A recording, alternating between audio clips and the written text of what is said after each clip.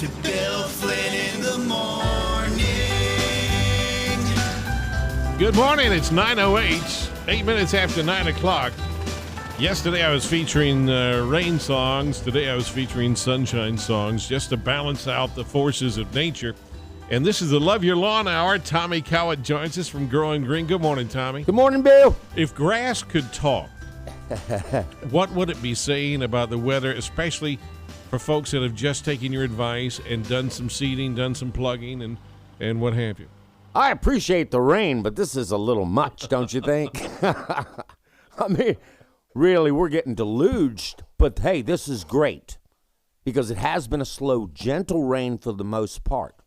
And now the seed is in the soil.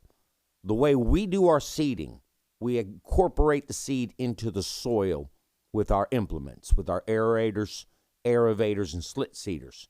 A lot of times we'll put half the seed out first, work it into the soil, the upper like half-inch of soil, and then come back and do a top dress over the top of that with the rest of the seed. The seed gets incorporated in, and it doesn't likely wash away as quick.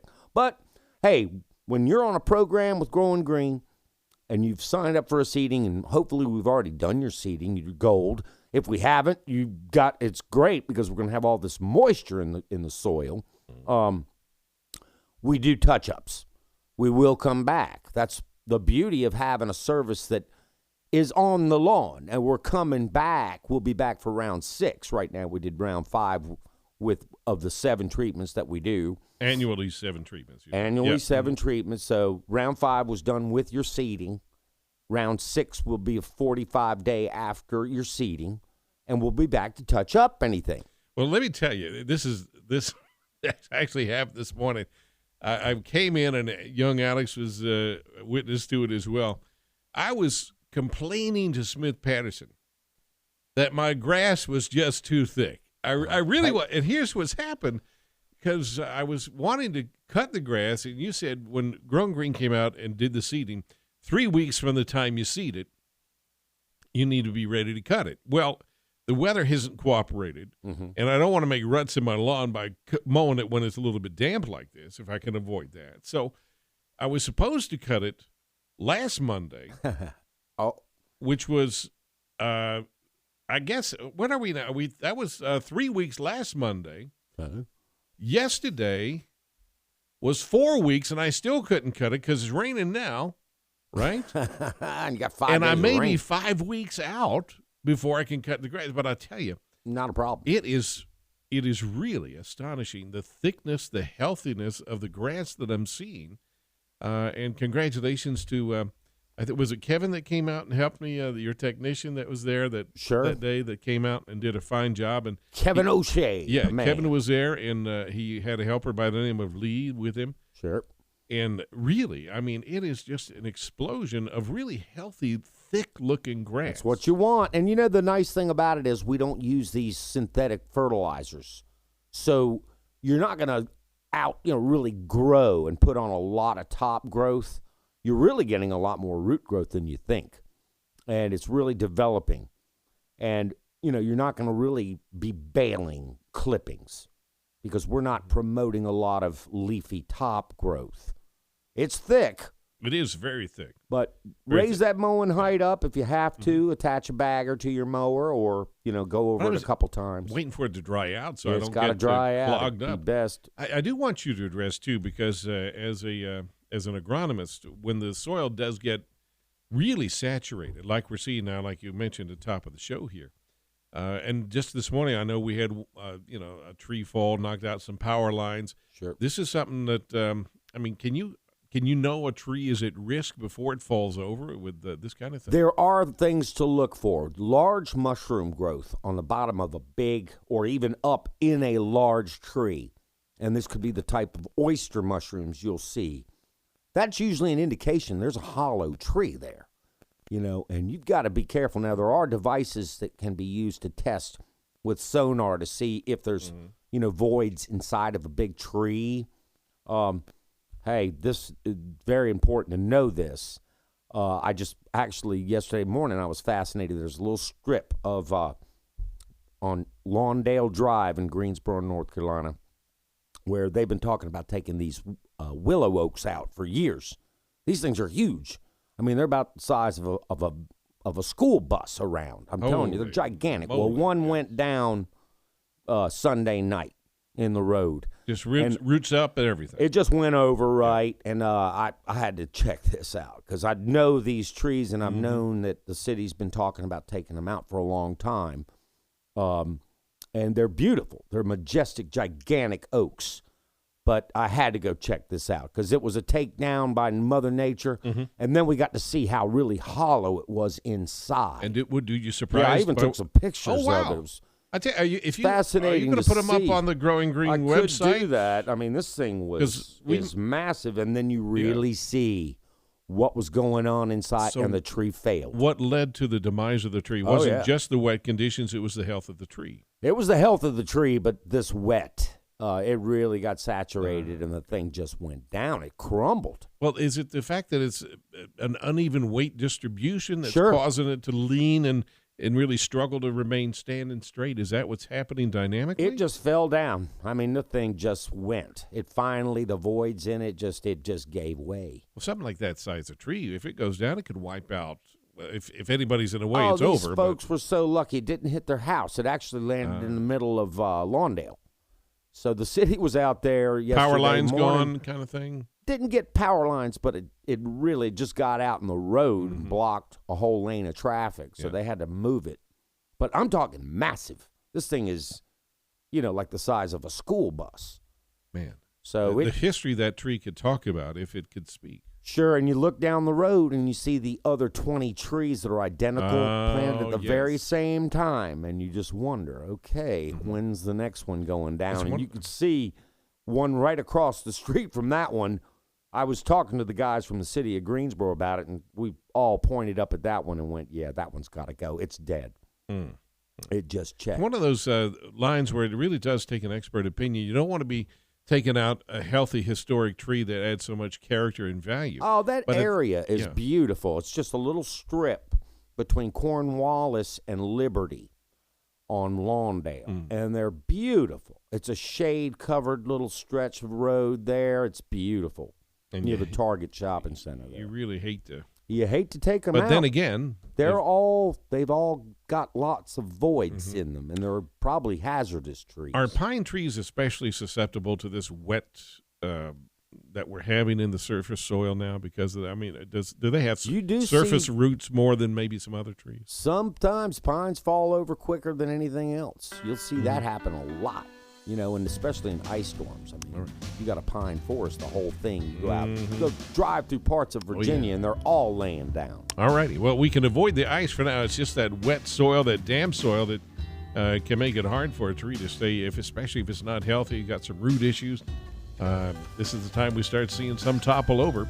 And more rain on the way, for crying out loud. It's AM 980 The Eagle. It's the Love Your Lawn Hour with Tommy Cowett and Growing Green. Call now. The number is 896-1980. AM 980 The Eagle. Good morning. It is 9:20, 20 minutes after 9. We have been, I will just say, complaining about these consecutive days of rain. But Tommy Cowett of Growing Green with the Love Your Lawn Hour here on AM 980 The Eagle. You couldn't ask for better is what you just said. Exactly. We have been high and dry for a month. And it's been really difficult for our customers out there, or anybody who's trying to get their lawns, seeded this fall, which is we're in the window of that. Perfect time to do it. To get all this rain right now, this is just ideal. And then once we dry up, maybe Saturday night and Sunday we get some sunshine. Are we going to see a pop of growth and more green yet? The photosynthesis, it will return, and we will have sunshine. By the way, I've been real intrigued watching what the seeding you've done at my lawn, and when those first little sprouts come up, they're a very light green, a very gentle green, and then I've watched them mature and widen and deepen in color. Oh, it doesn't take long. And as I'm watching that, what you're reminding me of is, as much as you're seeing excitement there, it's really what's happening below the soil that is what you're going for right now. Right? Sure. We have applied a biostimulant to the soil. It's a biologically enhanced fertilizer, and it is actually helping the microbial population grow in the soil, adding to the microbial population in the soil. It's like a compost kind of So product. as much as I'm seeing above ground, what's going on underground is even more dynamic at this time of year and more essential to build a healthy lawn. Sure. The point you've made so many times, I think. Exactly. You're going to really develop your roots in the fall and on into the winter. You get a lot more root growth. And then, like I tell everyone, everything we do from about September 1st through the end of May is all designed to get you through June, July, and August in the heat. So right now, seeding, fertilizing, the feedings go down pretty heavy right now in the fall and the winter. And then, we'll build and then continue to add compost tea. And, of course, herbicides come in the spring. And we do a lot of weed control through that area. And then we get ready for coming back around to September again. But, interesting thing is, and we've touched on this along the way, my wife has said we're not going to do Halloween this year. And I think part of it is because she really likes. She doesn't want kids walking on the lawn. I hate to say it, but because you work so hard to get that. Hey. And, I mean, it's not that we don't love the kids. And I'm with her. I've you got a understand. spooky keep off the grass sign. It's a big, made out of plywood. And I've painted it. It looks a little spooky and kind of intimidating, but it says keep off the grass. It's for real. And it's right there next to the driveway where the kids kind of come down. They want to make a straight across line from the driveway to the front door. And, of course, I've got all my Halloween decorations and stuff going. So most of the kids are usually scared, but I've got like a little fence thing, and I just kind of guide them down through. Yes. It's like a haunted fence-looking thing. That Follow the haunted trail. you got to go down that That's way. smart. Very they good. get down there, and then the dry ice machine's going off. Smoke and fog, and I got a couple of zombies. Why am I not surprised that you go out on that? That's a fun thing. Hey, man, I love Halloween. Good. It's really fun. Hey, I do want to take a moment and talk about a really nice nod that you guys at GrowinGreen got from something called Landscape Management Magazine. This is a national, really an international publication. It really is. And it's all about the landscaping industry. And if you turn to page 20. all right, you'll find an article about GrowinGreen. And I have had a chance to look at the article online before the publication came out. And it's just it's really a great American story. It features Jonathan Rigsby, the turf master, Commander. a turf commander, and he's it's really a story of hitting walls, hitting obstacles, but keeping on Sure. as a business. Can you talk a little bit about this article? Yeah. The article was written by Landscape Management Magazine and talks about the hardships. It's called Tightening Up. And it really, we did hit a bump in the road, John did, back in 2010, 2011, really from the use of a herbicide that was just put out on the market. Best herbicide for killing broadleaf weeds in a lawn, bar none, scientists will tell you, ever made. And but the problem was it was unstable, and it damaged trees. And we're talking a lot of trees. Every one of our customers got 2 applications of this material. And next thing you know, we're getting calls. And John didn't know what to do. We lost 2 big accounts over this. And I was hired at that period of time and came on board to help with the Imprellis recovery and claims. That was the name of the product, was called Imprellis. And this had been researched and documented and sure. tested for probably years. EPA passed it. It was a product where prior to this type of chemistry, it was a new chemistry, you would use, say, 2 gallons per acre of a product, a 2,4-D product or dicamba or something like that. Where this chemistry, you'd use 4 ounces to the acre. So it was super active, super very potent. powerful stuff. So, of course, as any major chemical corporation is going to do, they've got a customer service department, tech services, who's going to say it's your fault. So, John's standing there, and he's thinking, oh, my God, now here comes the blame, from the manufacturer. They're not going to back me up. But thing was, it really quickly became apparent that this was nationwide or anywhere you had cool season grass. So really say from South Carolina, even Georgia on up into New England and out to the Midwest where you have Kentucky bluegrass, fescue, cool season grasses, ryegrass, you would use this product. And it did cause a lot of damage, but luckily the cool thing was DuPont came clean on it, fessed up. The EPA put a stop sale and pulled it off the market, and we began the claims process where we went out to every customer looking for damage and then documenting the damage, taking pictures of the damage, and submitting claims on behalf of the customers. Wow. Now, some customers, one in particular, got $500,000, one of our customers. Now, this was because of damage to trees? Damage to the trees. He had a forest full of Yeah. trees, 369 trees that were damaged. We submitted the claims. He couldn't believe it when he got the check. I mean, think about the return on investment. I had to laugh about it with him because, this was just one guy. That's a remarkable story. But I tell you, we're going to take a break and come back and talk a little bit more about what it is about you folks at GrowinGreen that when trouble does hit, you run toward it, not away. That's a great quality. We'll get to more of that in just a moment on the Eagle. Call now. The number is 896-1980, AM 980, The Eagle. Hi there, it's 9:36, 24 till 10. You are listening to the Love Your Lawn Hour. One of our listeners has asked me to get into a question. We've got that coming up in just a moment, Tommy, but I want to finish up the discussion you were having and I was having too about the article in Landscape Management Magazine. There's a feature article.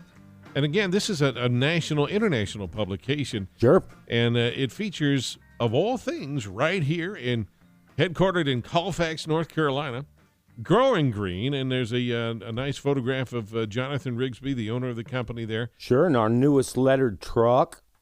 And the story is really one of an American small businessman surviving the winds of economic downturn in some cases. Also, the difficulty in this case of a DuPont product that proved to be faulty, that had all the tests done on it. Everybody was putting it out and thinking it was doing great things, and it was performing well for much of what it was designed for, right? Sure. It worked. It worked great to kill the weeds. Yes. And then all of a sudden, you're getting a call, these Deodora cedars, what happened to them? And you're going out, and one of our technicians actually almost got fired because it appeared that he had over-applied the product and got it onto these trees. It was, we were blaming him.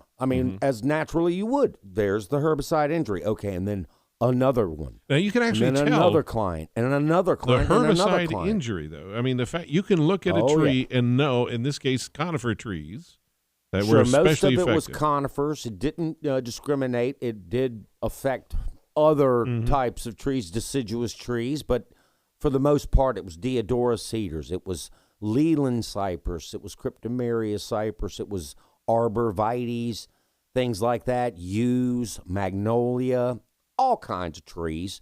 But those took the worst brunt. Now, we overcame this adversity, is what it was. We took the bull by the horns, all we could do. John was afraid he was going to lose the whole company at that point. We're talking about emergency mode here.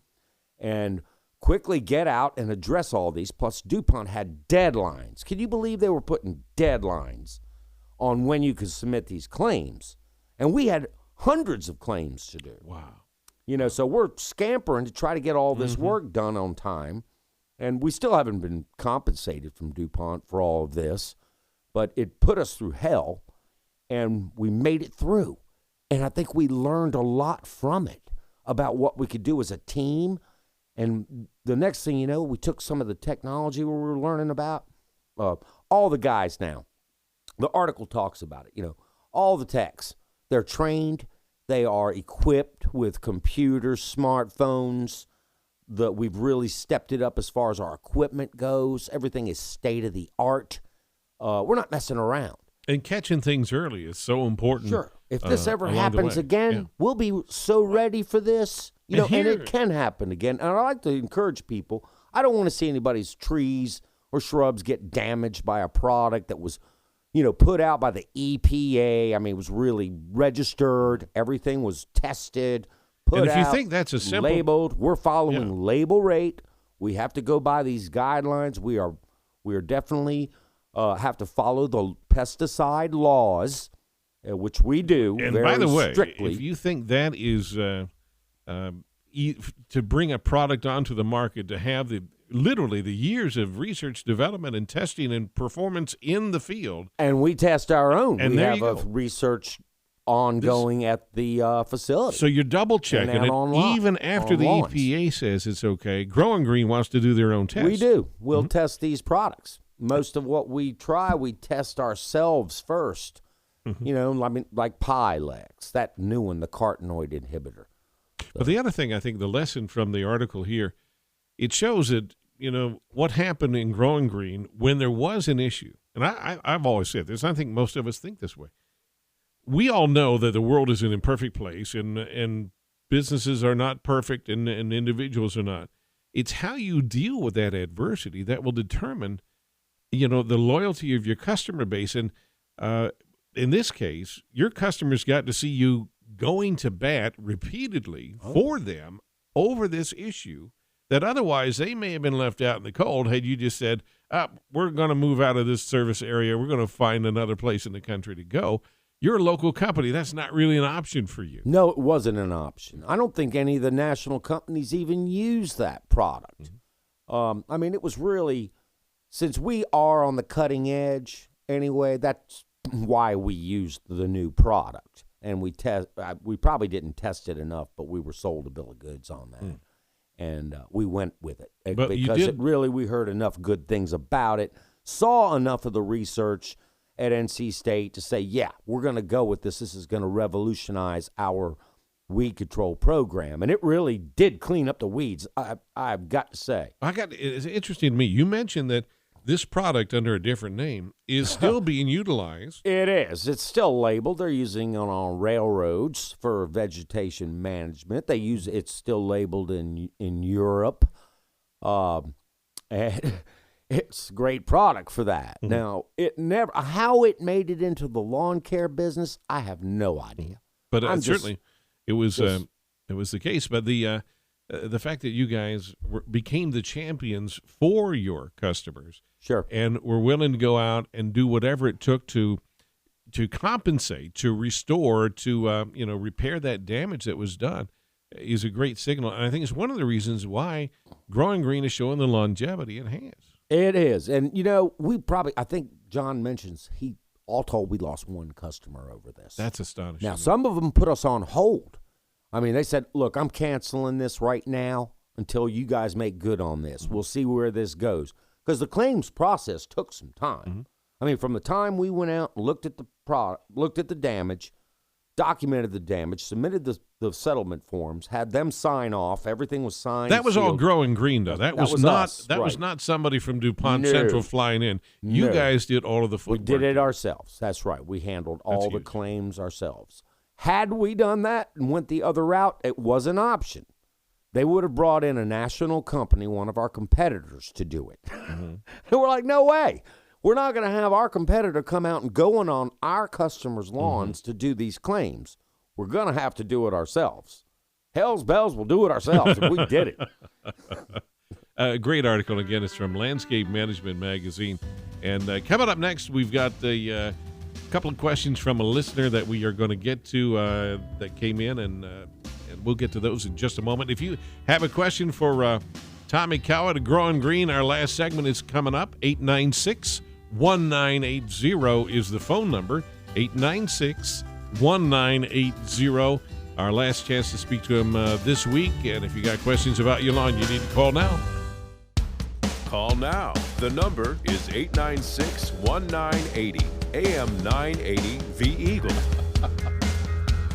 Good morning.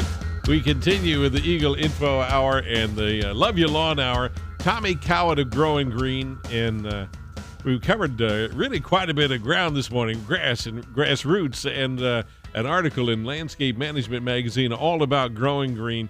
I do have a question here. It's come in, and it says, question for Tommy. How late can plugging and seeding be done? Says, my son has 6 yards. He was going to do it this week, but the rain has messed up his plans. And frankly, the rain has changed what we can do.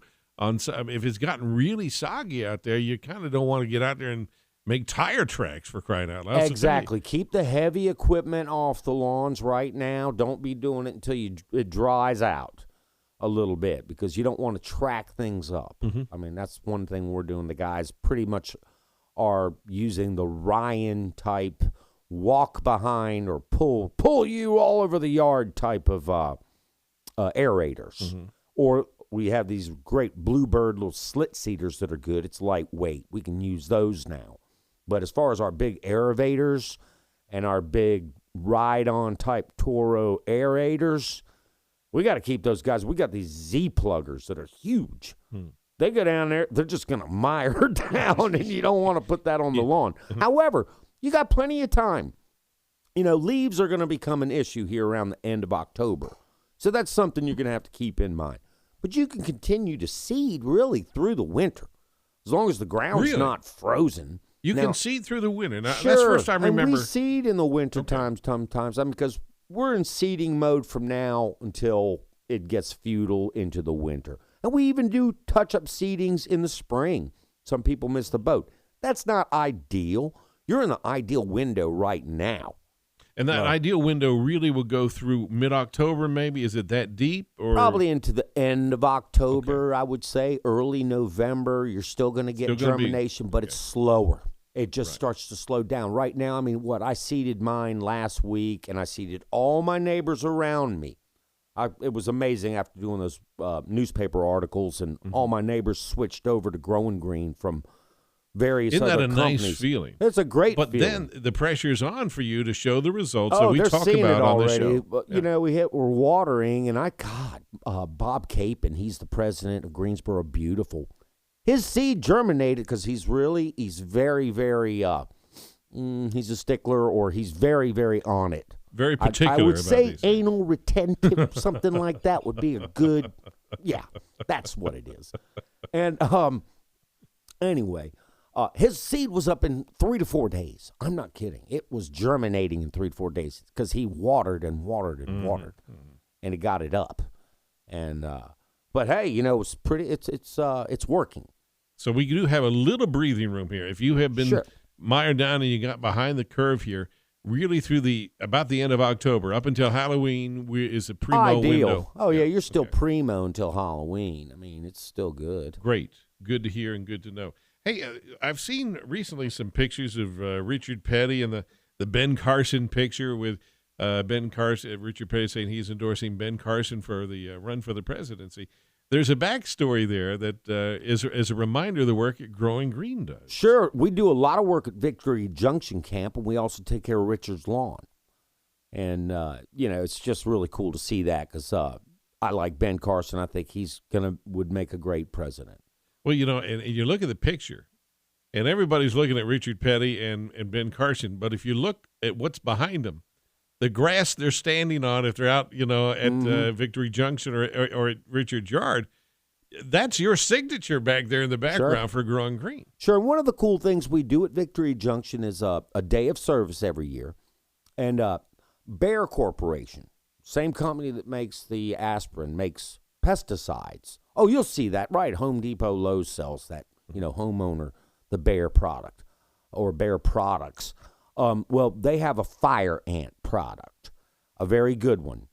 And we kind of worked with Bayer to give the donation. We keep the product. Bayer donated a lot of this stuff. That's a huge place out there at Victory Junction. And they've got a serious fire ant problem. And that's not a good combination. Not a good thing with kids. No, especially kids like that.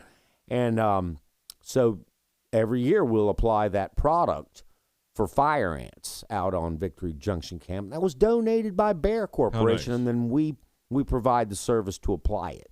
That's beautiful. Yeah. And it all benefits one of the great treasures, really, in this part of the country, really in kids fly in from all over the country to be there. Oh, yeah. That place is amazing. I mean, that is such a cool place. And what a nice testament to not only to your work at Growing Green, but also to the the character of the Petty family. Hey, one other thing I'd like to steer you to this morning, and it has to do with a show that's coming up called the GIE show. It's in Louisville, Kentucky. Right. By the way, when you're there, you need to go visit some of these great world distilleries there, where all the liquors are made. They're right there in Louisville. Oh, good whiskey. But yeah. There's something called the GIE show. What does GIE stand for? It's the Green Industry Expo. It's held once a year in Louisville, Kentucky. They've got a 20-acre fairground right there at Louisville. And you could test ride any piece of equipment you can possibly imagine. Now, is this just for professionals? Mainly professionals. I mean, all types of equipment like backhoes and, some of these excavators, big stuff, to the small stuff, too, like these bullets that they use to go bore a hole under a street. I test rode one of those called Hammerhead. And really? That sounds like a fun machine. Yeah, I was down in a ditch, and I took the thing, and I jammed it into the side of the wall, and it just pneumatically travels underground and will bore a hole through, pulling a pipe through. So if you need to you ever wonder how they're putting these pipes and some of these power lines and things like that under streets and sidewalks and whatnot? Yeah, it's really cool. Pretty amazing stuff. Yeah. Remote control lawnmowers where you're sitting back with a handheld device and you're driving your lawnmower. No one's on it, but you can, So you can sit on your deck and have a a beverage. You could mow your lawn from your deck. Yes, yes. I'm not kidding. There are all kinds of stuff. That's Chainsaws. cool. And I think over the last several years, this just goes to show where the industry is going. It's battery-operated equipment. Because emissions, using fuel and the noise and everything, a lot of complaints. Go out to California, you can't use a backpack blower anymore. Well, I do know that a number of the small engine manufacturers, for the chainsaws and some of the small engine stuff, are literally having a sea change, and they're getting enormous torque and enormous power out of these electric motors. And when I think of an electric blower, for instance, from 10 years ago, it was essentially a hairdryer with a long, plastic tube on it. I mean, you were getting almost no, wind compared to what you could get with a backpack blower. But that is a good example is when you go into some of the men's restrooms and you hit that blower. Yeah. The one that will actually crease the skin in your fingers. Oh, yeah, I've seen those. I mean, that's the electric kind of speed and torque they're developing in these all kinds of devices, hedge trimmers, weed eaters, blowers, everything like that. Husqvarna still, all those big Echo, everybody is going to electric. It's kind of funny, though, you talk to some people who are down on coal, industry or coal power, right? Well, I'm sorry. You had to charge that battery somehow. And around here, in my opinion, a battery-operated piece of equipment is coal. That's it. It's coal. How else would I have been able to charge it? That's a very good point. Duke Power, thank you for Blues Creek plant. But it does change. Another part of this industry fallout is, these small engine experts in another 10, 15 years are going to be the horse and buggy kind of technicians that when the automobile came along to some extent, Sure. I mean, are we reverting back by getting more advanced? Will we, somehow come around through advancements? Let's hope so. Anyway, I do want to make it clear that Growing Green has a terrific website. It's called GrowinGreen.com, GrowinGreen.com. There's a button on there, a tab you can do Ask the Expert. And the good news is as many lawns as you've plugged and seeded so far, the window of time to still make that phone call to Growing Green is still there. You guys, I still hope have some room on the calendar. We do. For late arrivals that want to get it done right and get it done well. We're getting them in. We've got a big crew. All right. We've got a lot of guys ready to roll. 1-866-LAWN-HELP is the phone number, 1-866 lawn help. And I want to thank Tommy Cowett for your passion and for joining us this morning and your great knowledge about all things having to do with loving your lawn.